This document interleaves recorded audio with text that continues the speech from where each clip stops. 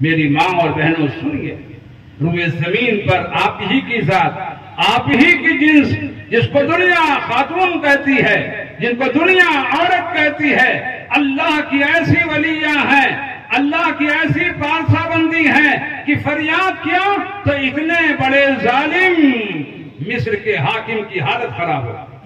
الحمدللہ رب العالمین والعاقبۃ للمتقین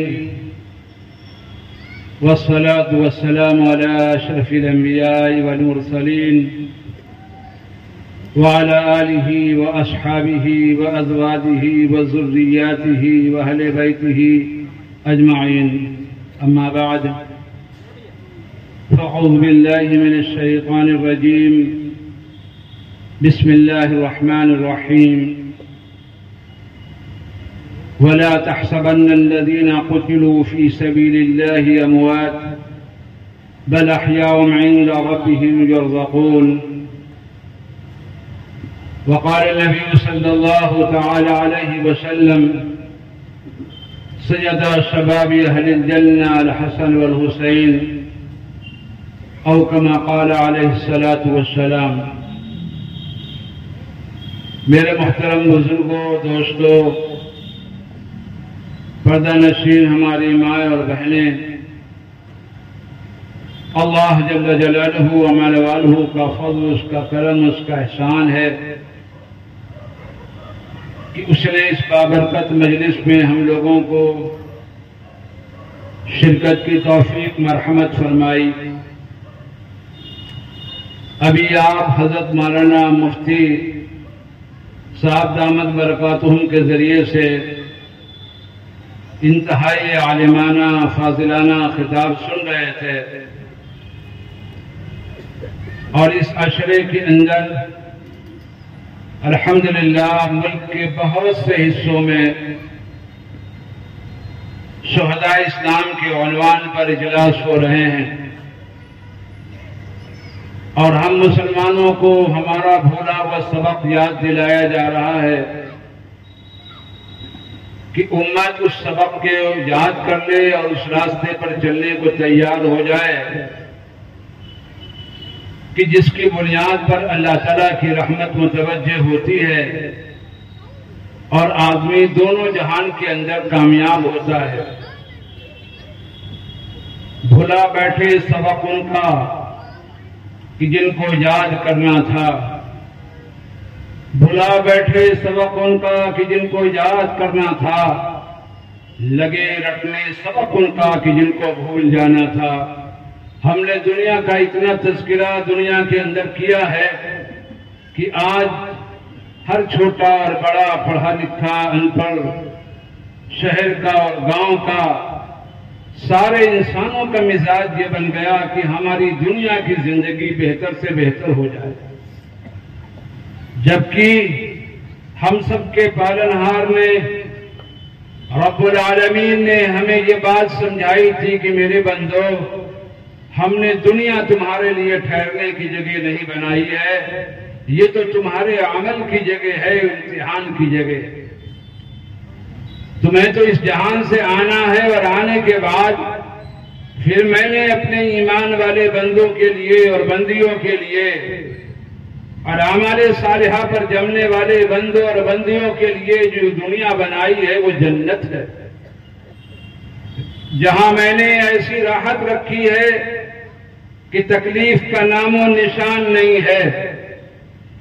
اگر تم نے اس دنیا کی زندگی میں مجھ کو راضی کر لیا تو میں تم کو وہ نعمتیں عطا کروں گا کہ جس کا تم تصور نہیں کر سکتے ہو۔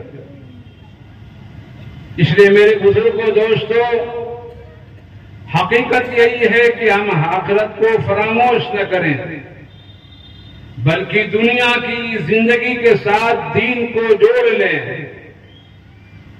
مال کی محنت کے ساتھ ساتھ اعمال صالحہ کو جوڑ لیں۔ وہ تو بڑے لوگ تھے کہ جنہوں نے دنیا کو تج دیا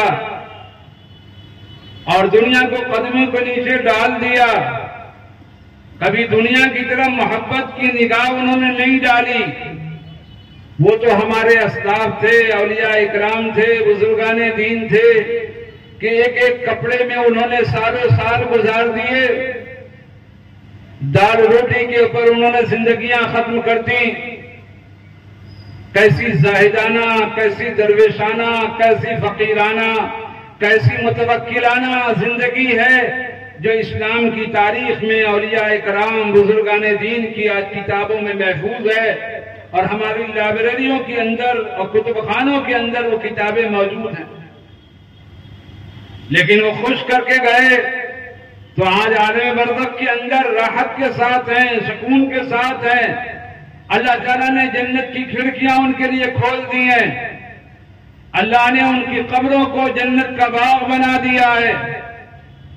آج ان کی عظمتوں کے سامنے دنیا اپنے آپ کو سرنگوں کرتی ہے اور یہ کہتی ہے کہ واقعی حقیقت میں یہ لوگ تھے جنہوں نے اسلام کو دنیا میں سربلند کیا ہے۔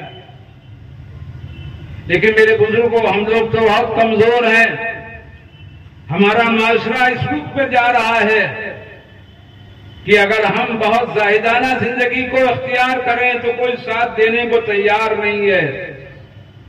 اب ایسی صورت میں تو یہ ہے کہ حلال کے ساتھ، پاک روزی کے ساتھ، پاک مال کے ساتھ ہم جو کچھ زندگی اللہ تعالیٰ کی رضا خوشنودی کی گزار لیں وہ بسا غنیمت ہے۔ اس لیے میرے بزرگوں، اللہ تعالیٰ نے اپنے دین کے اندر سراسر مجاہدہ نہیں رکھا ہے، بلکہ اللہ تعالیٰ نے راحتیں رکھی ہیں۔ اللہ تعالیٰ نے اجازت دی ہے کہ ہم اچھا کھا سکتے ہیں، اچھا پہن سکتے ہیں، مکان بھی اپنی ضرورت کے بقدر بنا سکتے ہیں، لیکن ہر حال کے اندر اللہ کے رسول کی اطاعت ہمارے اوپر فرض ہے۔ ہم اللہ کے گھروں کو آباد کریں گے، چاہے ہمارے مکان میں اے سی ہو، جی نہیں چاہتا ہے کہ اس کمرے کو چھوڑ کر کے جائیں، جی نہیں چاہتا ہے کہ ہم آفس سے نکل کر کے جائیں، لیکن اللہ کا منادی پکارتا ہے، حی علی الصلاۃ، آؤ نماز کی طرف۔ اگر تم تھوڑے سے قدم چل کر کے گرمی کی تپش کو برداشت کر لو گے تو اللہ اس دن، جس دن صرف ایک اللہ کا سایہ ہوگا، وہ سایہ اللہ اس نمازی کو عطا کریں گے جو ایک نماز کے بعد دوسری نماز کے لیے اپنے دل کے اندر ہمیشہ خیال رکھتا ہے اور اس کا دل اٹھا ہوتا ہے۔ حدیث شریف میں عقائد عالم صلی اللہ تعالی علیہ وسلم نے ارشاد فرمایا کہ میدان قیامت کے اندر جہاں نفسی نفسی کا عالم ہوگا، یہ سورج جو 9 کروڑ میل کی دوری پر ہے، تو آج اس جولائی کے مہینے میں ہم سب کی حالت خراب ہو جاتی ہے، کیا حال ہوگا اس دن جس دن یہ سورج سوا نیزے کے اوپر ہوگا، کوئی سایہ نہیں، کوئی درخت نہیں، کوئی دریا نہیں، کوئی پہاڑ نہیں، صرف ایک سایہ ہوگا، وہ عرش کا سایہ۔ اس سائے کا مالک اللہ ہے، اس سائے کا مالک صرف اللہ ہے، اور وہ سایہ کس کو ملے گا؟ جو اللہ کے چہیتے ہیں، لاڈلے۔ اس لیے میرے بزرگوں، ہمارے دین کے اندر ساری چیزیں موجود ہیں، ہمیں اپنی بنیادوں کو مضبوط کرنا ہے، اپنے عقیدے کو صحیح کرنا ہے۔ اللہ تعالیٰ نے ہمیں دنیا میں جس مقصد کے لیے بھیجا وہ ہمارے نظروں کے سامنے ہو کہ یہ دنیا ہمارے لیے امتحان کی جگہ ہے، عبادت کی جگہ ہے، اللہ تعالیٰ کو راضی کرنے کی جگہ ہے۔ ہم ہر حال میں اللہ کے رسول کی خوشنودی کے ساتھ زندگی بسر کریں گے، یہ ہمارے سامنے ہم وقت موجود ہو، ہر دن اور رات صرف ہم یہ سوچ کے چل رہے ہوں، پھر اللہ کا وعدہ ہے۔ میرے بزرگوں، اس لیے اس دین کو پہنچانے میں اللہ کے برگزیدہ بندوں نے اپنی جانوں کا نذرانہ پیش کیا ہے۔ اسلام پر قربانی دینے والوں کی تعداد کوئی مختصر نہیں ہے کہ ہم گنتیوں میں بتا سکیں۔ جس دن سے اللہ تعالیٰ نے یہ دین اپنے حبیب کو مرحمت فرمایا، اہل باطل نے، دین کے دشمنوں نے، شیطان کے چیلوں نے، دنیا کے گمراہ لوگوں نے انبیاء علیہ السلام کو کا پیچھا کیا، زخموں سے چور کیا، نوح علیہ السلام کو 1 سال 2 سال نہیں 950 سال. ہود علیہ السلام کے ساتھ یہی سلوک ہے, صالح علیہ السلام کے ساتھ یہی سلوک ہے. ابراہیم علیہ السلام کون ہے؟ حضرت کی ذات ایک ایمان والی, حضرت کی اہلیہ حضرت سارا ایمان والی, حضرت کے بھتیجے حضرت لوط علیہ السلام ایمان والے. یعنی پوری زمین کے اوپر فقط یہ 3 نفر ہیں جو مومن ہیں, جو مسلم ہیں. ساری دنیا باغی, ساری دنیا دین کی دشمن ہے. کیسے کیسے امتحانات ہو رہے ہیں, بارہ ہم نے سنا. اللہ نے قرآن میں اس واقعے کا ذکر کیا کہ میرے خلیل کے ساتھ دنیا کے لوگوں نے کیا کیا, نمرود نے کیا کیا, ان کے مصاحبین نے کیا کیا. اللہ تعالیٰ نے دکھلایا کہ اخیر میں سارے بے ایمان ذلیل و رسوا ہوئے اور اللہ کے خلیل عزت والے ہوئے. پھر وہاں سے اللہ کے حکم سے چلتے ہیں بابل سے, اور آنے کے بعد پھر ملک شام آتے ہیں. ملک شام کے اندر اللہ تعالیٰ کے حکم سے آپ قیام کر رہے ہیں, ٹھہر رہے ہیں, پھر وہاں سے سفر کرتے ہوئے آپ آ رہے ہیں. اور آنے کے بعد راستے میں ملک مصر پڑتا ہے, اور ملک مصر کا جو بادشاہ ہے وہ انتہائی بد کردار, انتہائی بد چلن, یہ انتہائی اتنا خبیث آدمی کہ جیسے اس کے لوگوں کو پتہ یہ چل جائے کہ فلاں عورت انتہائی خوبصورت ہے, وہ ہر حال کے اندر اس عورت کو اس بادشاہ کے پاس پیش کرتے. جیسے ان کو پتہ چلا ابراہیم علیہ السلام اور ان کے ساتھ حضرت سارہ رضی اللہ تعالیٰ عنہا, تو ظاہر بات ہے اللہ کی خلیل کی بیوی کتنی خوبصورت, کتنی نورانیہ, کتنے ان کے چہرے پر کشش. آپ جیسے یہ خبر ملی بس دشمنوں نے جا کے لگا دیا کہ فلاں عورت. ابراہیم علیہ السلام نے توریہ کیا اور یوں کہا کہ وہ میری بہن ہے, یعنی اسلامی بہن ہے.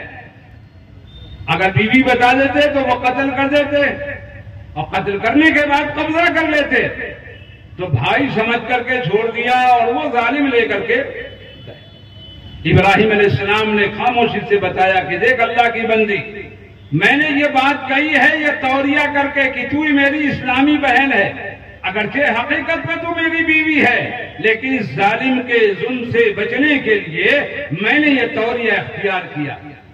بہرحال وہ جیسے بادشاہ نے تیاری کی بدنیتی کی, اللہ کی اس بندی حضرت سارہ رضی اللہ تعالیٰ عنہ نے اللہ کی بارگاہ میں ہاتھ اٹھائے اور دل سے فریاد کی, میرے مالک میرے جسم پر آج تک سوائے میرے شوہر کے کسی کا قابو نہیں ہوا. آج یہ ظالم تیرے نبی کی بیوی پہ ہاتھ ڈالنے کا ارادہ کر رہا ہے, میرے مولا تو ہی میری حفاظت کرنے والا ہے. روایت کے اندر ہے کہ جیسے یہ فریاد ہوئی ہے تو اللہ ہے. اس ظالم نے جیسے ہاتھ بڑھایا, ہاتھ اللہ نے شل کر دی. وہ کانپنے لگا, تھرتھرانے لگا, ہیبت ہو گئی اس کے اوپر کہ یہ عورت کوئی عجیب ہے. اب فریاد کرنے لگا ظالم وہ کہ اچھا میرے لیے دعا کر دو, میرے لیے جو ہے میں اپنی حرکت سے باز آیا, میں تمہیں ہاتھ نہیں لگاؤں گا. اللہ کی ولیہ تھی. پھر انہوں نے دعا کی, اللہ تعالیٰ نے اس کے جسم کو پھر صحیح کر دیا. اب جیسے تھوڑی دیر گزری, اس کے اندر کیا خباثت, اس کے اندر کی بدتینگی, اس نے پھر ارادہ کیے, ارادے بد کے ساتھ پھر انہوں نے آکی ہے اللہ اب تک کہ میرے جسم کو کسی نامحرم نے نہیں چھوا, تو ہی ہے اس کوٹھری میں مجھ کو بچانے والا. بس جیسے فریاد اٹھی دوبارہ پھر اللہ کی طرف سے اس پر عذاب آیا اور پکڑ آئی, وہ کانپنے لگا, مفلوج ہو گیا. اب اس کی شکل بدلنے لگی, اس کی حیات بدلنے لگی, اس کا جسم کانپنے لگا. اب اس کے بعد وہ پھر سمجھ گیا کہ یہ کوئی معمولی عورت نہیں ہے, یہ معمولی کوئی خاتون نہیں ہے. پھر ہاتھ کر عاجزی کرنے لگا, خوشامد کرنے لگا, میں اپنی حرکت سے باز آیا, میرے لیے دعا کر دو, میں بچ جاؤں, میں بچ جاؤں. حضرت نے پھر دعا کر دی. اب اس کے بعد تیسری بار پھر بیٹھا رہا, لیکن اس کے اندر کا خبث, اس لیے کہ شیطان کا کام ہی ہے خباثت کروانا. کہ آدمی پہ آج کے زمانے میں دیکھیے جب لوگوں پہ شہوت سوار ہو جاتی ہے تو کسی رشتے کا لوگ لحاظ نہیں کرتے، نہیں سوچتے انجام کیا ہوگا۔ آج روزانہ اخبار کی سرخیاں پڑھ کر کے کلیجہ منہ کو آتا ہے کہ یا اللہ، کیا اس زمین پر ایسے درندے پیدا ہو گئے، ایسے لوگ پیدا ہو گئے کہ جن میں انسانیت ختم ہو گئی، آدمیت ختم ہو گئی، مجبوروں اللہ چاروں کے اوپر اس طرح سے اپنی شہوت کی نظر ڈالتے ہیں کہ اللہ کی پناہ۔ بہرحال تیسری بار پھر اس نے یہ حرکت کی۔ جب تیسری بار پھر حرکت کی، پھر انہوں نے فریاد کی، اے اللہ تو ہی میری عبادت کرنے والا ہے، تو ہی میری مدد کرنے والا ہے۔ اب تیسری بار جو اللہ کی اس کے اوپر پکڑ آئی تو اس کی حالت اور غیر ہو گئی۔ اب دیکھا کہ ہم تو بچ نہیں پائیں گے، پھر خوشامد کرنے لگا، منتیں کرنے لگا، عاجزی کرنے لگا۔ انہوں نے پھر اللہ سے دعا کی، وہ صحیح سالم ہو گیا، لیکن یہ بات سمجھ گیا کہ یہ کوئی معمولی اللہ کی بندی نہیں ہے۔ میری ماں اور بہنوں سنیے، روئے زمین پر آپ ہی کی ذات، آپ ہی کی جنس، جس کو دنیا خاتون کہتی ہے، جن کو دنیا عورت کہتی ہے، اللہ کی ایسی ولیاں ہیں، اللہ کی ایسی پارسا بندی ہیں کہ فریاد کیا تو اتنے بڑے ظالم مصر کے حاکم کی حالت خراب ہو۔ پھر اس نے اپنی بیٹی حضرت حاجرہ کو تحفے کے طور پر، خدمت کے طور پر دیا کہ اس کو اپنے ساتھ لے جائے۔ اب ابراہیم علیہ السلام حضرت سارہ کے ساتھ لے کر چلے کہاں؟ مکہ مکرمہ کی طرف۔ تفصیل ہے، وہاں پہنچنے کے بعد پھر حضرت سارہ سے ابھی کوئی اولاد نہیں ہوئی۔ اللہ تعالیٰ سے دعا کی، ابراہیم علیہ السلام کی عمر پوری ہوئی اور لمبی عمر ہو گئی، حتیٰ کہ 86 سال ہوئے۔ پھر اللہ تعالیٰ سے دعا کی، ربی حب لی من الصالحین، اے ہمارے اللہ مجھے نعمت عطا کریے، اولاد عطا کریے۔ اللہ تعالیٰ نے پھر اس دعا کو قبول کیا، اور اس کے بعد حضرت حاجرہ کو اللہ تعالیٰ نے امید سے کیا، اور اسماعیل علیہ السلام کو اللہ تعالیٰ نے پیدا کیا۔ اب ان کو رشک آنے لگا کہ میں تو پہلے کی بیوی تھی، میری کوئی اولاد نہیں ہے، اور ان کو اولاد ہو گئی۔ ظاہر بات ہے، ایک فطری چیز ہوتی ہے سوتن کے اندر، اور یہ چیز آئی۔ اللہ تعالیٰ نے بہرحال فیصلہ کیا۔ ادھر ابراہیم علیہ السلام کو حکم ہوا کہ آپ اپنی بیوی کو حاجرہ کو اور اپنے بیٹے اسماعیل کو مکے میں چھوڑیے، اور آپ کل کے شام کی طرف یروشلم چلیے۔ وہاں حضرت سارہ کا قیام ہے اور یہاں حضرت حاجرہ کا قیام ہے۔ پھر اللہ تعالیٰ نے ان کو اولاد دی کہ اللہ تعالیٰ نے پھر ابراہیم علیہ السلام کو اسحاق علیہ السلام دیا، اور ادھر اسماعیل علیہ السلام حضرت حاجرہ کی بدن سے پیدا ہوئے۔ پھر اسحاق علیہ السلام کی اولاد یعقوب علیہ السلام، یعقوب علیہ السلام کی اولاد یوسف علیہ السلام، یعنی اللہ تعالیٰ نے پے در پے انبیاء پیدا کیے۔ یہاں تک علماء نے لکھا ہے کہ اللہ تعالیٰ نے اسحاق علیہ السلام کے خاندان سے 70,000 انبیاء پیدا کیے، لیکن نبیوں کے سردار جو آئے وہ اسماعیل علیہ السلام کے خاندان سے آئے۔ یہی بات آج یہودیوں کو ہضم نہیں ہو رہی ہے کہ سارے نبی تو آئے ہماری طرف، اور نبیوں کے سردار یہ کہتے ہیں مکے میں ہے اسماعیل کی طرف۔ میرے بزرگوں دوستو، اس لیے قربانیاں تو ہر زمانے کے اندر اللہ کے بندوں نے دی ہے۔ ہمارے آقا نے قربانیاں دی، پہلے دن سے قربانی ہو رہی ہے۔ حضرت سمیہ نے شہادت پائی کس کے لیے؟ اسلام کے لیے۔ ہمارے آقا کے جسموں کو چور چور کیا گیا، کس کے لیے؟ دین کے لیے۔ طائف میں پتھر کھائے جا رہے ہیں، مکے کی گلیوں میں آپ کو جو ہے وہ زخمیوں سے چور چور کیا جا رہا ہے، پتھر بھی برسائے جا رہے ہیں، زخم دیے جا رہے ہیں۔ آپ اللہ کے گھر کے اندر سجدے کے اندر ہے، اونٹ کی اوجڑی لا کر کے آپ کے سر اقدس پہ رکھی جا رہی ہے۔ میرے بزرگوں، شہادت اہل بدر میں صحابہ اکرام کی کتنی تعداد ہے جنہوں نے شہادت پائی۔ احد کا میدان آج موجود ہے۔ اللہ تعالیٰ سب کو مدینہ پاک کی زیارت کرے جب آپ وہاں جائیں گے، اور مدینہ طیبہ سے 3 کلومیٹر ہی کے فاصلے کے اوپر وہ علاقہ جس کو احد کہتے ہیں، اور جس پہاڑ کی اتنی خصوصیت ہے کہ ہمارے آقا نے یہ ارشاد فرمایا، اے اللہ مجھ کو احد سے محبت ہے، اور جو احد سے محبت کرے تو بھی محبت کر۔ اسی کے دامن میں 1 2 نہیں 70 صحابہ اکرام مدفون ہیں، 70 صحابہ اکرام کی وہاں قبریں ہیں، اور ان میں کیسے کیسے اللہ کے نبی کے چہیتے کہ آپ کے چچا محترم سیدنا حضرت جو ہے حمزہ رضی اللہ تعالیٰ عنہ بھی وہی مدفون ہے، مصعب بن عمیر رضی اللہ تعالیٰ عنہ جو مکے کے شہزادے تھے، جو 200 درہم کا جوڑا پہنتے تھے، جو اتنی قیمتی خوشبو استعمال کرتے تھے کہ مکہ کے جس گلی میں نکل جائیں تو وہ گلیاں مہکا کرتی تھیں، لیکن جب اللہ کے دین پر قربانی دینے کی باری آئی ہے تو میرے بزرگوں سب کچھ قربان کر دیا ہے، اور احد کے میدان میں جب شہادت کا جام پیا ہے تو ان کے حصے کے اندر پورے کفن کے کپڑے نہیں تھے۔ یہ ہیں ہمارے اسلاف کہ جنہوں نے جان کی بازیاں لگا کر کے یہ دین ہم تک کے پہنچایا ہے، یہ کلمہ ہم تک پہنچایا ہے، یہ قرآن ہم تک پہنچایا ہے، یہ شریعت ہم تک کے پہنچائی ہے، یہ نبی کا فرمان ہم تک کے پہنچایا ہے۔ اگر ہم نے اس کے ساتھ بے وفائی کی تو کل ہم اپنے بزرگوں کو کیا منہ دکھائیں گے؟ اس لیے میرے بھائیوں اس دین کو ہمیں اچھی طرح سمجھنا بھی ہے۔ میرے بزرگوں کو بات یہی عرض کی جا رہی تھی کہ یہ دین اللہ تعالیٰ کی طرف سے ہمیں عطا ہوا، اس لیے ہمیں اس کی قدر کرنی ہے۔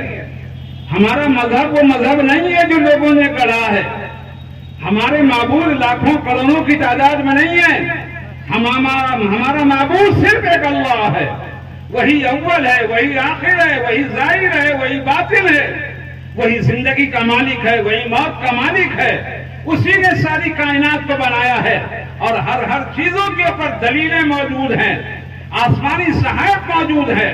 اللہ تعالیٰ نے قرآن کریم کے ذریعے سے اپنی ایک ایک مخلوق کا تذکرہ کیا ہے اور دعوت دی ہے کہ میرے بندو ان مخلوقوں کا پیدا کرنے والے میں تنہا، اس لیے میرا حق بنتا ہے کہ تم میری بندگی کرو، اور میں نے جتنے عالم بنائے ہیں یہ ان عالموں سے تم کو گزرنا ہوگا۔ تم عالم ازل کے اندر تھے جہاں میں نے تمہاری روح کو پیدا کیا ہے، اور تم نے اقرار کیا تھا، ہم نے تم سے سوال کیا تھا الست بربکم، کیا میں تمہارا رب نہیں ہوں؟ تو تم نے یہ کہا تھا قالوا بلا، ہاں آپ ہمارے رب ہیں۔ تو ہم نے وہاں اقرار کیا، پھر دنیا میں ہم بھیجے گئے، اللہ تعالیٰ نے ایمان والے گھر میں پیدا کیا، پھر دنیا کے اندر ہم آئے ہیں، اور آنے کے بعد اللہ تعالیٰ نے ہمیں وہ دین دیا، وہ شریعت دی جو سراپا خیر ہی خیر ہے، نور ہی نور ہے۔ آج ساری دنیا پریشانیوں کا رونا رو رہی ہے، اور سارے دنیا کے حکمران یہ کہہ رہے ہیں ہماری زمین کے اوپر، ہمارے ملک کے اوپر بدامنی ہے۔ قسم خدائے پاک کی یہ دنیا سکون نہیں پا سکتی ہے جب تک کہ حضرت محمد عربی صلی اللہ تعالی علیہ وسلم کے لائے ہوئے شریعت کو قبول نہیں کرے گی، اس لیے کہ اسی دین کے اندر ساری چیزیں ہیں۔ مزہ برسات کا جو چاہو تو ان آنکھوں میں آ بیٹھو، سیاہی ہے، سفیدی ہے، شفق ہے، ابر بارہ ہے، اسی دین میں ایمان ہے، اسی دین میں اعمال ہے، اسی دین میں حیا ہے، اسی دین میں امانت ہے، اسی دین میں صدقہ ہے، اسی دین میں سارے اعمال خیر ہیں۔ اس لیے میرے دوستو ہمارے دین کے اندر کسی اور کے پیوند کی ضرورت نہیں ہے، بس ضرورت یہ ہے کہ اس دین کو اپنے ہم سینے سے لگا لیں، ہر صبح ہر شام ہم ایمان کی طرف متوجہ ہوں، اعمال کی طرف متوجہ ہوں، اس احساس کے ساتھ جی رہے ہوں اللہ نے ہمیں دنیا میں بھیجا ہے، اور ایک دن موت آئے گی اور ہم دنیا سے جائیں گے اور اپنی زندگی کا حساب و کتاب کریں گے۔ اس لیے ہمیں پیران پیر حضرت سیدنا عبد القادر جیلانی رحمۃ اللہ علیہ کا کہ وہ وصیت یاد رکھنی چاہیے کہ حضرت نے اپنی وفات سے پہلے اپنے صاحبزادوں کو بلایا، اب آئے سب کے سب، شیخ عبدالوہاب بھی آئے اور شیخ عبدالرزاق بھی آئے اور شیخ عبدالجبار بھی آئے، تمام بچے اکٹھا ہو گئے۔ پھر حضرت نے وصیت فرمائی اور جو کہا میرے بچوں اب میرے دنیا سے جانے کا وقت آ رہا ہے۔ کون ہستی ہے؟ وہ ہستی جو تمام ولیوں کی سردار ہے، وہ ہستی جس کی بزرگی، جس کی جو ہے اور جو ہے دنیا کے اندر تقویٰ، طہارت، خدا ترسی مشہور ہے اور عام ہے۔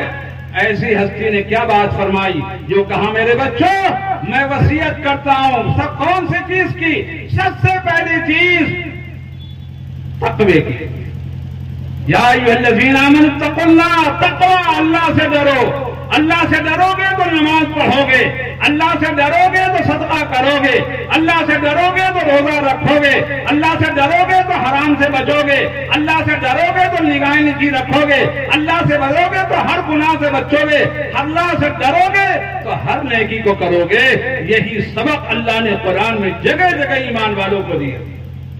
پھر آگے فرمایا میرے بچوں اس رب کا خیال رکھنا جس نے موت کو پیدا کر کے اپنی طاقت کو، اپنے غلبے کو، اپنی بادشاہت کو، اپنی سلطنت کو اس دھرتی پر ثابت کر دیا کہ مجھ سے بڑا کوئی نہیں ہے۔ اگر ہوتا تو یہ بادشاہ موت کا جام نہ پیتے۔ یہ جو ہے دنیا میں یہ جنرل جن کے اشاروں پر لاکھوں کی فوجیں حرکت میں آتی ہیں، ان جنرلوں کو موت نہیں آتی، ان میجروں کو موت نہیں آتی، یہ دنیا کے جو ہے وزیر دفاع کو موت نہیں آتی، لیکن اللہ نے بتا دیا کہ موت کو میں نے پیدا کیا، اس کا کوئی علاج نہیں، یہ میں دینے والا ہوں۔ تم وقت کے بادشاہ ہوگے، موت تم کو آ جائے گی، تم کہیں کا بھی رہنے والے ہو، موت آ جائے گی۔ تو اللہ نے کتنی بڑی حقیقت کی بات کہی ہے، ہم دلوں پہ اس کو نقش کر لیں کہ حضرت نے کیا فرمایا تھا، اس رب سے لڑتے رہنا میرے بچوں جس نے موت کو پیدا کر کے اپنی غلبے کو ثابت کر دیا کہ تم بچ نہیں سکتے ہو۔ اس لیے اگر تم یہ سمجھ رہے ہو کہ ہمیشہ ہم رہیں گے، تم نہیں رہ سکتے ہو، اللہ کے حضور جانا ہوگا، اللہ کے حضور پہنچنا ہوگا۔ اس لیے ہم آدم کی اولاد ہیں، اللہ نے ہمیں صلاحیتیں دی ہیں، اللہ تعالیٰ نے ہمیں زندگی دی ہے، اللہ تعالیٰ نے ہمیں بہت سی خصوصیات دی ہیں جس کی بنیاد کے اوپر ہم اللہ کے حضور میں جواب دیں۔ اللہ تعالیٰ کے یہاں ہمیں یہ ہم سے پوچھا جائے گا کہ یہ بتاؤ تم نے زندگی کہاں لگائی ہے، اس زندگی کے اندر جوانی جو اصل ہے اس جوانی کو تم نے کہاں خرچ کیا، مال کو تم نے کہاں سے کمایا، کہاں خرچ کیا، اور تم نے علم جو حاصل کیا اس پر کتنا عمل کیا۔ میرے بزرگوں یہ 5 سوالات، اس کا جواب جب تک کہ کوئی بندہ نہیں دے پائے گا میدان قیامت پہ اپنی جگہ سے حرکت نہیں کر پائے گا۔ اس لیے آج ہمیں اس دنیا میں اللہ نے موقع دیا ہے، یہ موقع کب نکل جائے ہاتھ سے کسی کو پتا نہیں ہے۔ روزانہ 40,000 سے زیادہ لوگ مرتے ہیں، مشرق و مغرب، شمال اور جنوب، عرب و عجم جنازے اٹھ جا رہے ہیں۔ محلوں کے محلے، یہ چھوٹا سا شہر ہے، آپ جانتے ہوں گے کہ کسی دن تو آپ کے ایک شہر سے 4-4 5-5 جنازے اٹھتے ہیں۔ کیا ہوا؟ موت کا فرشتہ کبھی اس محلے میں، کبھی اس محلے میں، کبھی یہاں پر، کبھی وہاں پر، اللہ ہر ایک کو دکھلا رہا ہے۔ اس لیے موت اللہ نے پیدا کر کے بتا دیا کہ موت کے بعد کی زندگی کیا ہے۔ یہ تعلیمات اوروں کے پاس نہیں ہے، یہ تعلیم قرآن میں ہے، یہ تعلیم اللہ کے نبی کی تعلیمات میں ہے۔ وہ ہستی ان تعلیمات سے آگاہ ہے جن کو اللہ نے معراج میں اپنے پاس بلایا ہے، اور جنہوں نے جنت و جہنم کا سیر کروایا ہے، اور جنہوں نے برزخ کے حالات کو آپ کو خبر دی ہے، اور جنہوں نے غیب کے علوم کو آپ کے اوپر کھولا ہے، وہ ہستی ہے جو ان تمام چیزوں کو بتلا رہی ہے۔ اس لیے میرے بھائیوں، ہمارے ہاتھوں میں انہی کا دامن ہو، انہی کا دامن ہو، ہم اس کے علاوہ کسی اور کو کوئی ہمارا رہبر نہیں ہے، کوئی ہادی نہیں ہے، کوئی امام نہیں ہے۔ امام الاولین ہمارے امام ہیں، امام الرسل ہمارے امام ہیں، فخر دو عالم ہمارے امام ہیں۔ اللہ کے نبی کی ہستی وہی ہمارے لیے سب کچھ ہے اللہ کے بعد۔ اس لیے اللہ نے فرمایا میری اطاعت بھی فرض ہے اور میرے نبی کی اطاعت بھی فرض ہے۔ اطیعوا اللہ واطیعوا الرسول، اے لوگوں اللہ کی اطاعت کرو اور اللہ کے رسول کی بھی اطاعت کرو۔ اس لیے میرے بزرگوں دوستو، اللہ نے جو کچھ فرمایا ہے فرائض کے درجے میں، یہ تو علماء نے ساری چیزوں کو بتایا ہے کہ دیکھو یہ چیز فرض ہے، یہ واجب ہے، یہ جو ہے سنت ہے، یہ مستحب ہے، یہ مباح ہے، یہ حلال ہے، یہ حرام ہے۔ قرآن کریم میں تمام آیاتیں موجود ہیں جن کو صحابہ کرام کو آپ نے بتایا اور سمجھایا کہ دیکھو اس آیت سے یہ مراد ہے، اس آیت سے یہ مراد ہے، اس آیت سے یہ مراد ہے۔ اس لیے قرآن کریم کی روشنی کے ساتھ اللہ کے نبی کی سیرت کو اپنانے میں ہماری کامیابی ہے، ہماری سرخروئی ہے۔ اسی پیغام کو سناتے سناتے لوگوں نے جان کی بازی لگا دی۔ ہم تو اس شہر کے رہنے والے ہیں جس شہر کے اندر اللہ کا اتنا بڑا ولی سپہ سالار حضرت سید سالار غازی رحمت اللہ علیہ موجود ہیں۔ کہاں کے رہنے والے؟ غزنی کہاں ہے؟ افغانستان۔ وہاں سے چلتے ہوئے ایران آ رہے ہیں، ایران سے آ کر کے ہندوستان میں داخل ہو رہے ہیں۔ جب میں غیر منقسم ہے، اب تو ہمارا پڑوسی ملک ہو گیا، اور آتے آتے آتے نیپال کی سرحد پر آئے اور اپنے جان کی بازی لگا کر قیامت تک کے لیے آرام فرما۔ ان کے مرکز، ان کے مزار ہمیں جو ہے یہ دعوت دے رہا ہے، اے میرے پڑوسیوں، میرے شہر کے رہنے والوں، یاد تو کرو میری قربانی کو۔ میں کوئی رشتہ لے کر نہیں آیا، میں کوئی اور پیغام لے کر کے نہیں آیا، اللہ کے دین کا پیغام لے کر کے آیا تھا۔ میں اللہ کی مدد کے لیے آیا، اللہ کے بندوں کی مدد کے لیے آیا تھا، دنیا سے کفر و شرک کو ختم کرنے کے لیے آیا تھا۔ اس لیے تم تو اس شہر کے رہنے والے ہو، اپنے اندر بھی وہ جذبہ پیدا کرو۔ یہ حضرت عالم شہید موجود ہیں، ادھر خلد شہید موجود ہیں۔ یہ تو وہ شہر ہے جہاں پر ایک دو نہیں، صحیح ہے کسی اللہ کے ایک زمانے میں ایک اللہ کے ایسے ولی آئے تھے جن کو کشف ہوتا تھا اور زمین کے حالات کو وہ جانتے تھے، تو پنجوں کے بل چلتے تھے۔ پوچھنے والوں نے پوچھا کہ کیوں حضرت آپ پنجوں کے بل کیوں چلتے ہیں؟ کہا اتنے شہداء اس شہر میں مدفون ہیں کہ ہماری مجال نہیں ہے، کہیں بے ادبی نہ ہو جائے کہ میں ان کی قبر پہ پیر رکھ دوں اور میں ان کے جسم کے اوپر پیر رکھ دوں۔ حقیقت ہے میرے دوستوں بزرگوں، یہ اولیاء بزرگان دین اور شہداء کا شہر ہے، اس لیے ہمارے اندر وہ حمیت، وہ غیرت آنی چاہیے۔ اور آج ہم سب موجود ہیں محرم کے اس مہینے کے اندر، خصوصاً اللہ کے حبیب کے اس محبوب نواسے کی شہادت کو بھی یاد کرنے کے لیے کہ جنہوں نے دین کے لیے کتنی بڑی قربانی دی، کہ جس قربانی کی برکت سے آج پورے عالم کے اندر ان کا خاندان بھی آباد ہو گیا۔ اللہ تعالیٰ نے وہ ہمت، اللہ تعالیٰ نے وہ شجاعت، اللہ تعالیٰ نے وہ برادری، اللہ تعالیٰ نے ان کے اندر کے اوصاف حمیدہ کو عام کر دیا۔ اس لیے ہمیں دعائیں مانگنی چاہیے کہ اے اللہ، حضرت حسین رضی اللہ تعالیٰ عنہ کے جو خوبیاں کمالات تھے اس کا کوئی حصہ ہم گناہگاروں کو بھی عطا کر دے، ہم کمزوروں کو بھی عطا کر دے، کہ کیسی غیرت ان کے اندر ہے، کیسی حمیت ان کے اندر ہے کہ دشمنوں نے چاروں طرف سے گھیر رکھا ہے، مجال نہیں ہے حضرت تک لوگ پہنچ جائیں۔ جدھر حضرت پلٹ جاتے تھے سب کے سب جو ہے بکھر جاتے تھی اور لوگ تہہ تیغ ہو جاتے تھے، یہاں تک کہ ایک ایک کر کے ساتھی شہید ہوتے رہے، یہاں تک کہ آپ تنے تنہا رہ گئے۔ جب تنے تنہا رہ گئے تب ان ظالموں نے ایک بارگی یہ کہا کہ ایک بارگی ان پہ حملہ کرو، نہیں تو ہم سب مار دیے جائیں گے۔ چنانچہ ان ظالموں نے آپ کے اوپر بارگی حملہ کیا، اور اس ایک بارگی حملے کی وجہ سے ہمارے حضرت گھوڑے پر سے زمین پہ آ گئے، اور آنے کے بعد پھر ان کی ہمت نہیں ہو رہی تھی کہ آپ کے سر اقدس کو جسم سے جدا کر دیں۔ پھر کچھ وقت تک لین آئے اور آنے کے بعد کانپ جاتے تھے، پھر پیچھے چلے جاتے تھے، پھر ان کے بے حیا لوگ ان کو غیرت دلاتے تھے، دوبارہ آتے تھے، اور آنے کے بعد اس میں سے ایک بدبخت نے جو ہے ہاتھ بڑھایا اور حضرت کے سر کو آپ کے جسم سے دور کر دیا، کاٹ دیا، علیحدہ کر دیا۔ لیکن میرے دوستو، اسی حالت میں کربلا کے میدان میں آپ نے ظہر کی نماز ادا کی ہے۔ ہم سب مسلمان جانتے ہیں ظہر کا وقت زوال سے بعد سے شروع ہو جاتا ہے، اور کربلا کی قربانی دیتے دیتے سپہر کا وقت آ گیا تو ظہر کی نماز حضرت نے کربلا کے میدان میں پڑھی ہے، اور یہ بتایا ہے کہ میرے غلاموں، مجھ سے محبت کرنے والوں، یاد رکھو کہ میں نے ظہر کی نماز تلوار کی چھاؤں میں پڑھی ہے، دشمنوں کے نرغے میں پڑھی ہے۔ اگر تم نے سکون اور اطمینان ہوتے ہوئے نماز نہ پڑھی تو میرے سامنے تم کیسے کھڑے ہوگے، کیسے یہ کہو گے حضرت ہم آپ سے محبت کرتے ہیں، ہم آپ کے پیروکار تھے، ہم آپ کے غلام تھے، ہم آپ کے عاشق تھے، ہم آپ کے چہیتے تھے؟ نہیں میرے بھائیوں، دوستوں، بزرگوں، ہمیں الفاظ کے اعتبار سے بھی سچے عاشق بننا ہے، اور عاشق جبھی بنیں گے جب ہم اللہ کے نبی کے، ان کے نانا جان کی شریعت کے ہم غلام بن جائیں گے۔ اس لیے میرے دوستو، ہمیں کرنا کیا ہے؟ وہ ہمارے بھولے ہوئے بھٹکے ہیں، جو ہے نادان لوگ ہیں، جو ڈھول کے اندر، تماشے کے اندر، دنیا بھر کے لاؤ لیب کے اندر مشغول ہیں۔ ہمیں وہ کوئی کام نہیں کرنا۔ ہمیں کیا کرنا ہے؟ سب سے پہلے تو حضرت کی حیات سے، حضرت کی سیرت سے، حضرت کی زندگی سے سبق کو حاصل کرنا ہے۔ اس لیے کہ اللہ نے انبیاء کے واقعات کو بیان کیا ہے تاکہ میرے بندوں اس سے سبق حاصل کرو۔ اللہ نے صحابہ کے واقعات کو بیان کیا ہے تاکہ ان سے سیرت سے تم سبق کو حاصل کرو۔ اسی طرح سے ہمارے آقا کے نواسے محترم کی حیات بھی ہمارے لیے مثال ہے، ہمارے لیے نظیر ہے۔ ہم اس پر غور کریں۔ اے اللہ، جیسے وہ رائے حق پر جمے رہے استقامت کے ساتھ، ہم کو بھی تو جملے کی توفیق عطا فرما دے۔ اور دوستو، اس دن ہم قرآن کریم کی تلاوت کریں، اللہ کے پاک کلام کو پڑھیں. اللہ کا کلام بھی پاک ہے اور ان کی روح جو ہے وہ بھی پاک ہے.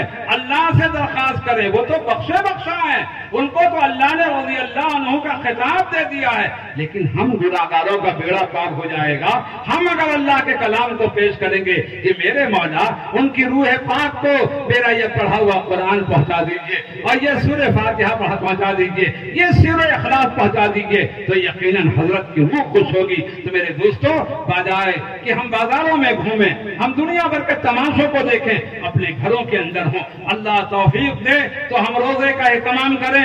9 تاریخ کو اور 10 تاریخ کو, 9 نہیں رکھ سکے تو 10 کو اور 11 کو. اور دوسرا عمل یہ کریں کہ قرآن کریم کی تلاوت کریں. اللہ کا وہ کلام جس میں اللہ تعالیٰ نے اپنے کتنے حروف رکھے. یہ مشہور حدیث ہم لوگوں نے سنی ہے کہ جو آدمی قرآن پاک کے ایک حرف کی تلاوت کرتا ہے اللہ تعالیٰ اسے 10 گنا نیکی عطا کرتے ہیں. مثال بھی اللہ کے نبی نے دی. اس لیے علماء نے فرمایا ہے کہ اگر کوئی آدمی قرآن پاک کے ایک پارے کی تلاوت کر لے تو اتنے حروف ہیں کہ اس کو اگر 10 گنا آپ جوڑیں گے تو 1 لاکھ نیکی بن جائے گی. کتنی بنے گی؟ 1 لاکھ نیکی. میرے دوستو, معمولی بات ہے. میدان محشر میں تو آدمی ایک نیکی کے لیے ترسے گا. آج موقع ہے کہ ہم قرآن کی روزانہ کم از کم 1 پارے کی تلاوت کریں, آدھ پارے کی تلاوت کریں. تو اس دن خاص طور پر ہم قرآن کریم کی تلاوت کر کے حضرت کے رفقا کو ایصال ثواب کریں. اور دوستو, عبرت و نصیحت کے ساتھ دعاؤں میں مشغول رہیں. یہ ہمارے لیے کرنے کی چیزیں ہیں. اس کے علاوہ اپنی بساط پر ہم کوشش کریں کہ لوگوں کو سمجھائیں, راہ راست پر لائیں. اس لیے اللہ کے نبی نے فرمایا من رأى منکم منکرا فلیغیرہ بیدہ. تم میں سے کوئی آدمی کسی منکر کو دیکھے, اگر اس میں طاقت رکھتا ہو تو اس کو روک دے, اس کو ختم کر دے. اپنی اولادوں کو سمجھائیں, بیٹا تعزیہ داری دیکھنے نہ جاؤ, اس جلوسوں کے اندر نہ جاؤ, اس مجمع کے اندر نہ جاؤ. ہم روزانہ دعائے قنوت میں اللہ تعالیٰ سے یہ وعدہ کرتے ہیں وَنَخْلَعُ وَنَتْرُكُ, ہم علیحدہ ہو جاتے ہیں اور چھوڑ دیتے ہیں. کس کو؟ مَن يَفْجُرُكَ, جو تیری نافرمانی کرے. تو جو لوگ محرم میں نافرمانی کرتے ہیں کہ ہم ان کے ساتھ جائیں گے تعداد بڑھانے کے لیے, ان کو یہ رونق ان کی محفل کو بڑھانے کے لیے, نہیں میرے بھائیوں, ہمارے جانے کی جگہ نہیں ہے. ہمارے جانے کی جگہ تو اللہ کا گھر ہے, مسجدیں ہیں. اپنے گھروں پہ رہ کر کے قرآن کی تلاوت ہے, درود شریف کا اہتمام ہے اور کلمہ طیبہ کا اہتمام ہے, سورہ اخلاص کا اہتمام ہے. اللہ جتنی توفیق دے اس دن کیجئے اور دعائیں مانگیے. اے اللہ, اس نازک گھڑی میں اس ملک کے مسلمانوں پر رحم کیجئے کہ آج پوری دنیا کے اندر لوگ دین کے مخالف ہو رہے ہیں, اس لیے کہ شیطانیت بڑھ رہی ہے. دنیا کے اندر گناہگار لوگ بڑھ رہے ہیں, برے لوگ بڑھ رہے ہیں اور اچھے لوگوں کی کمی آ رہی ہے. ہمارے آقا نے فرمایا تھا کہ قیامت جب آئے گی تو بدترین لوگوں کے اوپر آئے گی. اس لیے یہ زمانہ جتنا ہمارے نبی کے زمانے سے دور ہو رہا ہے, شرارت بڑھ رہی ہے, خباثت بڑھ رہی ہے, ظلم بڑھ رہا ہے, ناانصافی بڑھ رہی ہے. ایسے نازک گھڑی میں ہمیں حوصلے کے ساتھ جینا ہے اور ان بزرگوں کو یاد کرنا ہے کہ جنہوں نے دشمنوں کے نرغے میں رہتے ہوئے دین پر اپنے آپ کو ثابت قدم رکھا ہے, اپنے آپ کو جمائے رکھا ہے. اس لیے میرے دوستو, ہمارا راستہ وہ راستہ ہے جو دین کا راستہ ہے. اسی پہ اللہ تعالیٰ پھر تبدیلیاں لائیں گے, اللہ انقلاب لائیں گے. ہمارا کام ہے صراط مستقیم پہ جمنا. اسی کی نسبت پر یہ جلسے ہوتے ہیں, یہ علماء کرام کی تشریف آوری ہوتی ہے. آپ حضرات مبارکباد کے قابل ہیں کہ آپ اپنی نیند کو قربان کر کے, جبکہ رات انتہائی چھوٹی ہو رہی ہے, اپنی بھوک کو, کتنے بھائی ہوں گے تو شاید ابھی کھانا نہیں کھائے ہوں گے, ان تمام مجاہدوں کے ساتھ آپ بیٹھے ہوئے ہیں. اللہ تعالیٰ آپ کی تشریف آوری کے, آپ کے بیٹھنے کو انتہائی درجے قبول فرمائے. بقیہ جو دن آپ کے اجلاس کی موجود ہیں ان میں آپ خود جم کر کے آئیے اور تشریف لائیے. اور ہمارا کام ہے, ہمارے بزرگوں کا مشن ہے, ہمارے ہر گھر کے اندر حدیث پڑھی جائے, ہمارے ہر گھر کے اندر قرآن کریم کی تلاوت کی جائے. کیونکہ ظلم جبھی جائے گا, ظلمت جبھی جائے گی جب نور آئے گا, جب ہدایت آئے گی. حیا آئے گی تو بے حیائی خود چلی جائے گی, علم آئے گا تو جہالت خود چلی جائے گی, امانت آئے گی تو پھر خیانت خود ختم ہو جائے گی. ہمیں مثبت انداز کے اوپر روشنی کو پھیلانا ہے, اس کے لیے کوئی نہیں ہے. ہر آدمی چراغ جلائیے، روشنی پھیل جائے گی۔ اس لیے کہنے والے نے کہا ہے کہ دیکھیے چراغ کا کوئی مکان نہیں ہوتا ہے، جہاں بھی جائے گا روشنی لٹائے گا، کسی چراغ کا اپنا مکان نہیں ہوتا۔ جو آدمی خوبیوں والا ہوگا کہیں جائے گا اچھائی پھیلائے گا، ایمان والا ہوگا جہاں جائے گا ایمان کی بات کرے گا، دین والا ہوگا جہاں جائے گا وہ دین کا پیغام سنائے گا۔ تو ہم وہ دین کے داعی بنے، جہاں جائیں بھلائیوں کو پھیلائیں، نیکیوں کو پھیلائیں۔ اللہ تعالیٰ صراط مستقیم پر ہم سب کو جینے کی اور اسی پر جمنے کی توفیق عطا فرمائے، اور عافیت کے ساتھ اللہ تعالیٰ ہم مسلمانوں کے تمام مشکلوں کو آسان فرما دے، اس لیے کہ ہمیشہ ہر زمانے میں اللہ ہی نے آسانیاں پیدا کی ہیں اور اللہ ہی نے صورتیں پیدا کی ہیں، اس لیے ہمیں کسی اور سے کچھ نہیں کہنا ہے، بھلائی کی بات کہتے رہیں گے، صبر کرتے رہیں گے، ضبط کرتے رہیں گے، اللہ سے سوال کرتے رہیں گے۔ اللہ کا اعلان ہے کہ دیکھو ہر تکلیف کے بعد ہم نے آسانی رکھی ہے، فَإِنَّ مَعَ الْعُسْرِ يُسْرًا، سنو ہر تنگی کے بعد ہم نے سہولت رکھی ہے، اس لیے تنگیوں کا زمانہ ہے، گھبرانے کی بات نہیں ہے، ہمت اور حوصلے کے ساتھ اللہ سے عافیت کی دعائیں مانگنی ہے۔ اللہ تعالیٰ ہم سب کی عبادتوں کو، ریاضتوں کو اور دین کی محنتوں کو قبول فرمائے۔ اپنے آپ کو دین کی محنتوں سے جوڑیے، اس لیے کہ اگر ہم نے اپنے آپ کو دین کی محنت سے نہیں جوڑا تو یاد رکھیے ہم غیروں کی محنت کے ساتھ جڑ جائیں گے اور غیروں کے ساتھ ہمارا وقت برباد ہوگا۔ زندگی کا یہ قیمتی لمحہ اور یہ قیمتی وقت ہم دین کی محنت کے اوپر لگائیں، بھلائیوں کی محنت پر لگائیں۔ ترتیب ہے اور نظام ہے، اس لیے میرے دوستوں اپنے گھروں میں، اپنے معاشرتوں میں، اپنے بیوی بچوں میں ان کو دیندار بنانا یہ ہماری ذمہ داری ہے۔ ہمارے رب نے ہمیں حکم دیا، یا ایھا الذین آمنوا اتقوا اللہ، اے ایمان والو اللہ سے ڈرو اور اپنے اہل و عیال کو جہنم کی آگ سے بچاؤ، اس لیے کہ وہ اللہ ہے جو تمہاری نسلوں کو اور تمہاری اولادوں کو بچائے گا۔ اس لیے دین کے تمام حق راستے جو ہیں اس پر عمل کرے۔ کوئی شبہ آئے، کوئی بات آئے، علماء کرام سے دریافت کیجیے، اللہ کا یہی حکم ہے، فَاسْأَلُوا أَهْلَ الذِّكْرِ إِن كُنتُمْ لَا تَعْلَمُونَ، میرے بندے اگر تم نہیں جانتے ہو تو جاننے والوں سے سوال کرو، ان سے پوچھو، ان سے جانو، جیسے صحابہ آ کر کے حضور سے اپنے اشکالات کو رکھتے تھے، سوالوں کو رکھتے تھے۔ ہمیں کوئی علم نہیں ہے، کوئی بات ہمارے خلیان میں ہے، کوئی بات صبح میں ہے، کوئی اشکال میں ہے، علماء کی طرف رجوع کریں گے انشاءاللہ دل اور سینے ہمارے کھل جائیں گے۔ اللہ تعالی ہم سب کو اس دین پاک پر جمنے کی اور اپنے رحمت سے موت تک جمنے کی توفیق عطا فرمائے۔ بس درود شریف پڑھنے اور دعا کر لیں۔ اللہ تعالی حضرات کی تشریف آوری کو قبول فرمائے۔